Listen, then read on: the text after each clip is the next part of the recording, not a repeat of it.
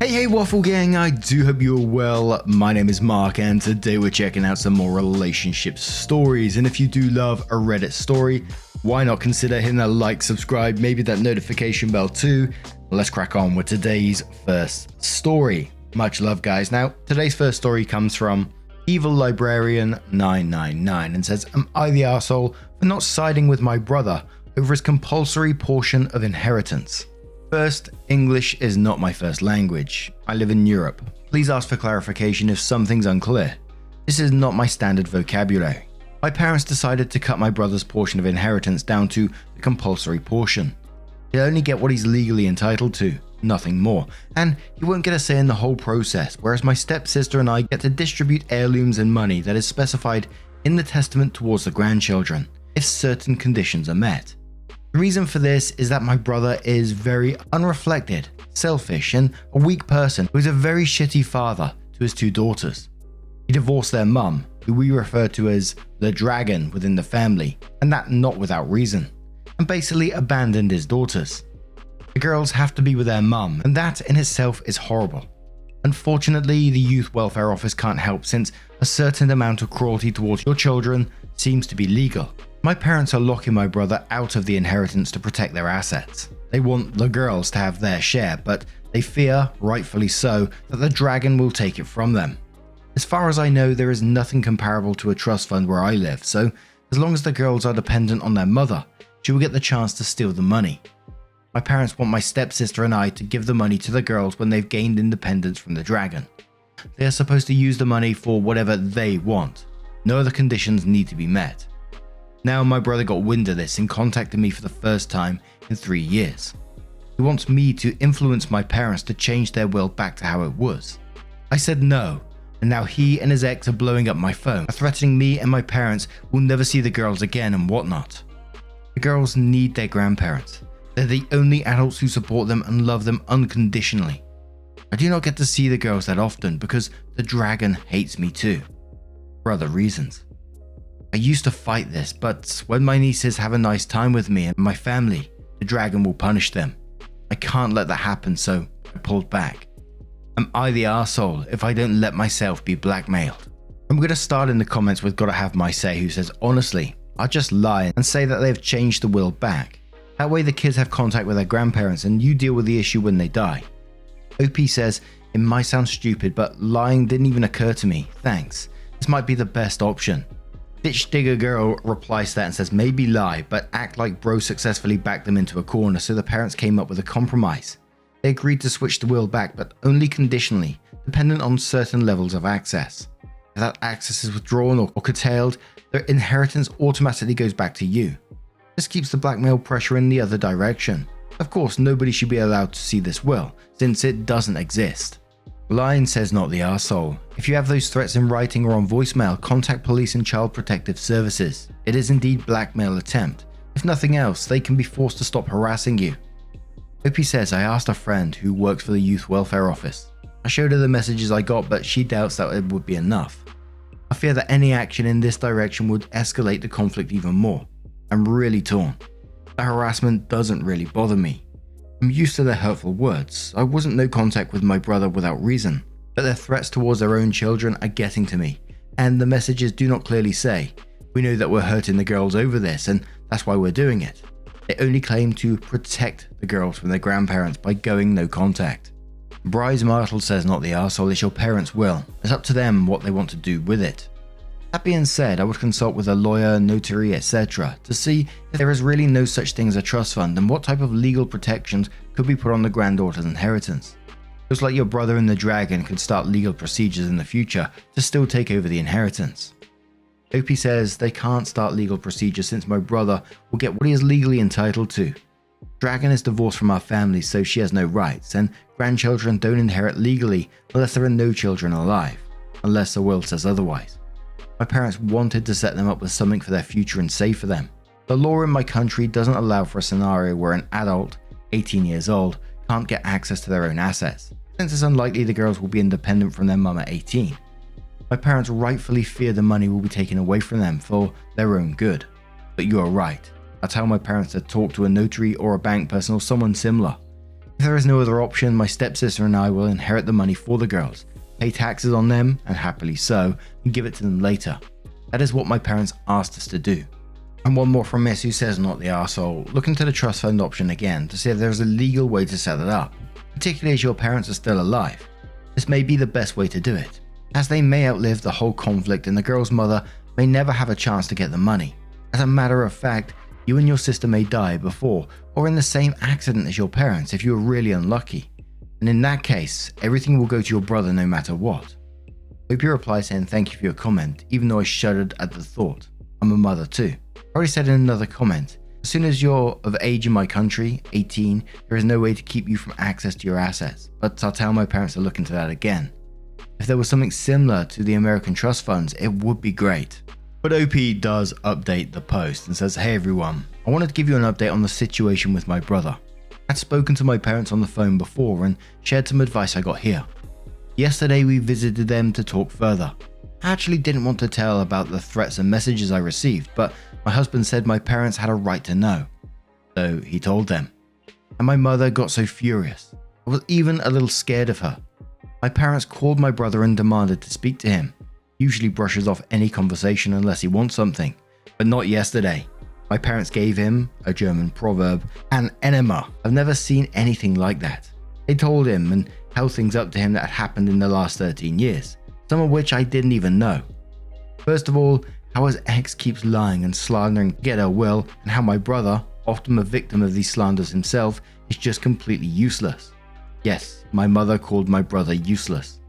My brother didn't even get a word in, but he was visibly shocked to realize that he, too, had been lied to and manipulated by his ex.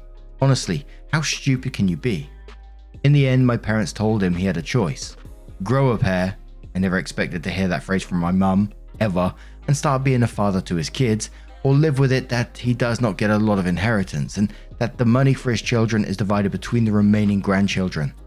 It wasn't his money at any point, so he shouldn't whine or pretend he'd get something if his ex gets his hands on the money. After that, my parents called his ex. In a 3-minute conversation, they told her how my parents distribute their wealth is none of her business, and that if she tries to keep the kids away from them, they will sue for access, grandparents' rights. We have enough material that can be used in court. At that moment, I really thought my mother is now opening up to us about her past as a secret agent or something. Then they hung up. The ex sat there glumly and had nothing to say. My parents told me that they had been documenting all conversations on lies for years because sooner or later they expected this kind of behavior. They showed me some examples and apologized for putting me in this situation. My parents told me that they still wish for the girls to get their money and they would figure something out. I offered to keep my promise because I love the girls and my parents. In the end, we all cried a lot, but honestly, I got some new kind of respect for my mother. She's a badass, and I never knew. Now, do I think that's the end of this story? Probably not, with the dragon in this particular story sounds like a right pain in the ass, so I can't see that being the end of her. But I am glad things took a better direction and mum started putting her foot down in it. I think it was an incredibly difficult decision, especially with all the legalities around it and, the nieces being involved and being, basically threatened that you're not going to be able to see them if you don't do a certain thing that they want. Which, bowing down to their demands would never be the good choice. But finding out that mum had documented all these conversations up to this point, pretty impressive. But what do you guys make of this situation? Let me know your thoughts down in the comments below. Let's move on to another story. And our next story does come with an update as well. It's from Loving Mum 12, who says, am I the arsehole for wanting my son to move back closer to his family? Hi. This is my first post on Reddit and English is not my language, so I apologize for the mistakes I will probably make. I'm 56 female and I live with my husband 64 male. We only have one son, 33 male, who currently lives abroad and we see once a year. And it's very far away and expensive to go to. We live in a small town. He moved away when he was 18 for college and never came back. We expected him to move back after he graduated, but he decided to stay where he was since he already had a job and a girlfriend there. They got married. Our town is close to our state's capital where his work field is very strong.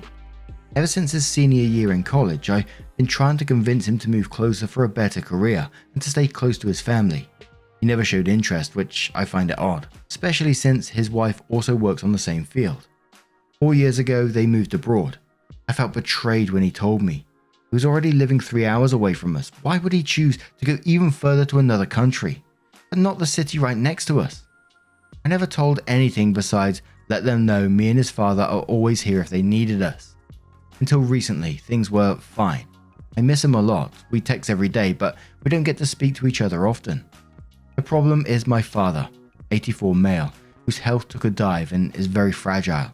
And with my son living so far, he is missing a precious time he could be spending right here. His granddad is not likely to live many years now. I told the news to my son and he was sad about it, and he came to see us and left a week ago. I was honest with him. I said his grandfather will not stay with us for so long, and since he lives so far away, he will lose the opportunity to stay close and enjoy the time he has left. He was not happy about me touching on this matter. He said I was trying to guilt him into moving back. I asked him why he was doing this to me, why he doesn't miss me and his dad. We're getting old and he's only seeing us once or twice a year. It's cruel to us. He said he missed us, but he is happy where he is and does not plan on moving back. And he and his wife are already making plans on buying a house where they live. I couldn't take it and I burst out crying. I told him I felt abandoned, that he didn't seem to care for us and he should enjoy his family while he can because we will not be here forever. I asked what makes him think he cannot be happy living here. He didn't respond. A few days after this were very awkward after he left. He seems to be even more distant, avoiding me and being very short on his texts.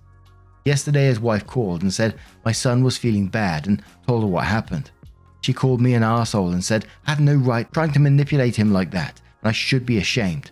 I don't think I'm the arsehole for wanting my son closer to me. They are the arseholes for abandoning family behind, and I'm including her as well, since she did the same. I talk to her mother often and she is on my side. Then OP added some edits with additional information. They said, edit, I didn't realize we could edit the original post, I just wanted to add some information. 1, I'm not asking my son to sell his happiness just to be by my side. I just can't see why he needed to be so far away, while he and his wife could have wonderful careers around our area. They could earn more money while staying close to family. It's illogical for me to think about anything different. 2, some are under the impression I gave up my life to become his mother, and that's not true. I had my own career and a good one. I worked hard to give my son the best I could. I retired 6 years ago. 3, I realized this is a very strong cultural background where we come from. Family is expected to stay close.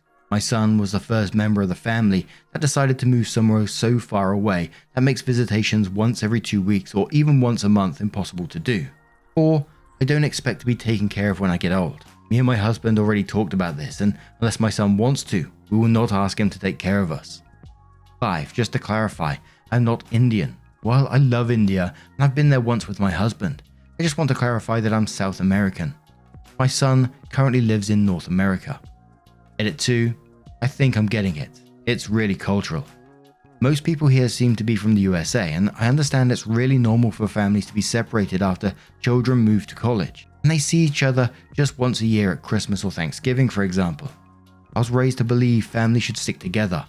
I raised my son to have the same values, and I expected him to keep this tradition, but has broken it. It's not his fault, but I will never understand this decision. Edit 3. This will probably be the last time I'm editing the post. I realize that I will never understand my son's motivations to move away, and will also never understand why he broke free from our culture of family closeness. No, I'm completely unable to see the world how he does, and I just have to accept it. I am still feeling abandoned, neglected, and I'm resenting his decisions. I think he is ungrateful and will probably rethink our will. That said, I have to accept he adopted a new culture, and that he is just who he is now. He changed, and I'm not able to change him back. So I take the judgment, and I will work with what I have from now on. Just to add some extra info, I'm rethinking my will because why should I leave everything for him since he chooses to be far away? His cousins are all nearby and they help us when we need them. I'm closer to them now than I am to my son. I'm not taking him off the will. I'm just not going to leave everything to him.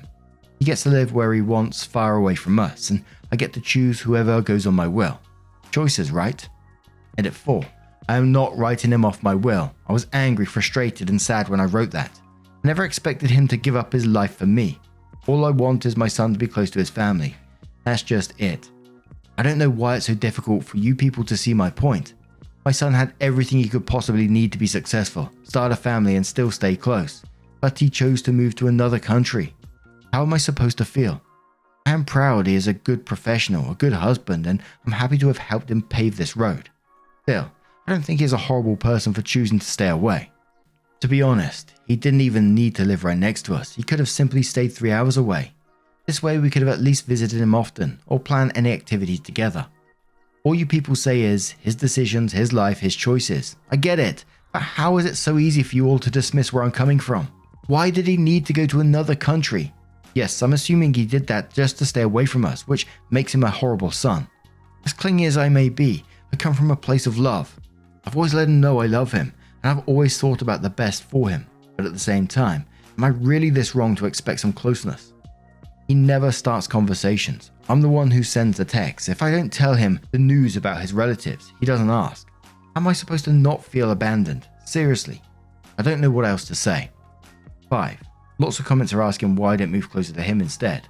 1. Will not do this to my own parents. What he is doing to me. 2. Even if I didn't have my parents, I'm unable to get a permanent visa.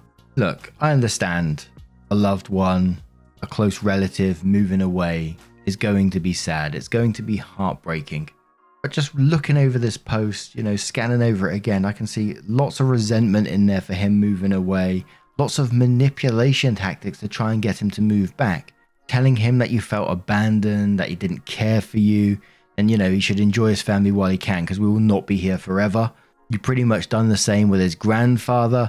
And part of me thinks, and I'm not trying to be mean, but part of me thinks that, maybe he's just staying away because he's tired of hearing all this sort of stuff. But unilateral hope says you're the arsehole, not for feeling sad that your son lives far away, but for constantly trying to guilt him into moving back when he has made it clear that is not going to happen.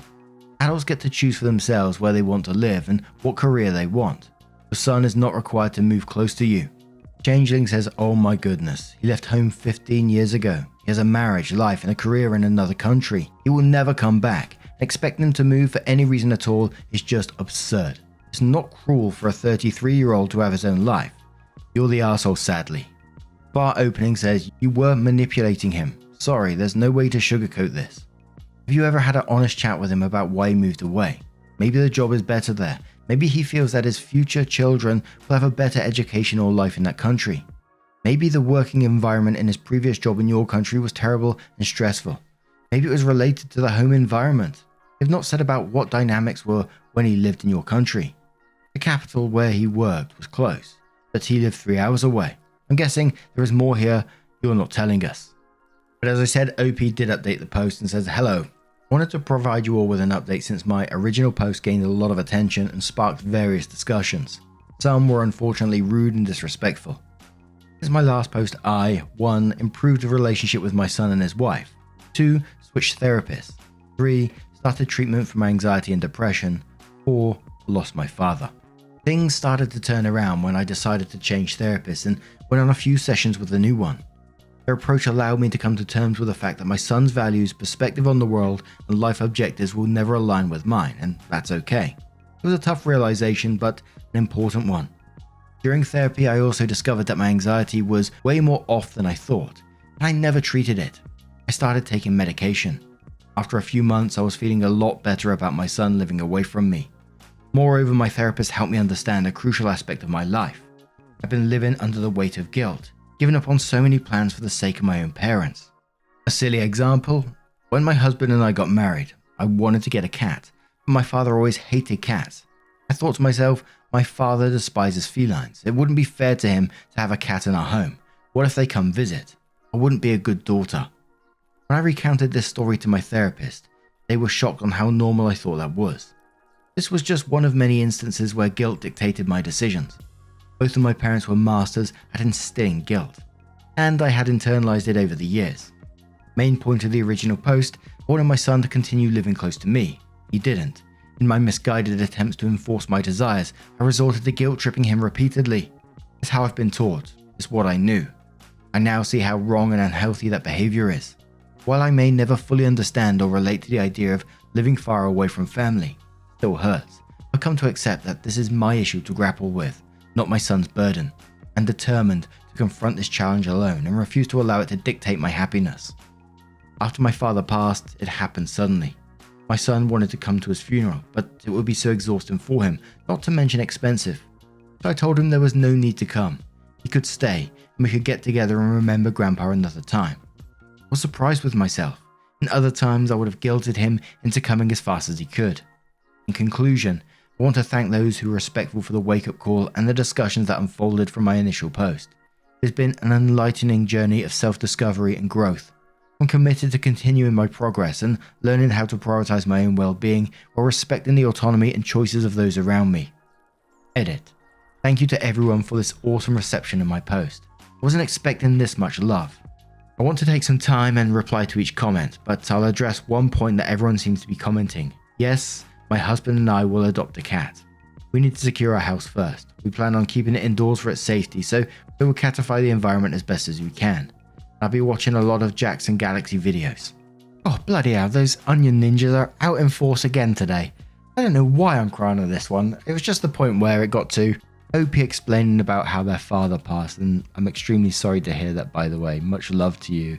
But when you said about the son wanting to come to the funeral but exhausting for him and too expensive, and you told him there's no need to come and we'd get together and remember Grandpa another time, and then you saying you were surprised with yourself, and it just showed that growth in that one moment, and I thought that was wonderful. Not about father passing, obviously, but the absolute change in the first post is huge. And I don't mean to sound patronizing, but I'm incredibly proud of you, OP, if you ever do get to hear this. But now I'm going to turn this one to you guys. What do you guys make of this situation? Let me know your thoughts down in the comments below. And just a huge thank you from the bottom of my heart for getting involved in today's stories. Your love, your support, your time always means the absolute world to me. So thank you so much. And hopefully I will see you in the next one. Take care and much love. Wake up, get up, stretch my legs, eat some breakfast, milk and eggs, brush my teeth up, wash my face, throw my clothes on, start my day. Wake up, I can smell the smoke from the bacon. Let's go, see the sun shining from the windows. Okay, I know that today'll be a good day. Okay, I know that today'll be a good day. AB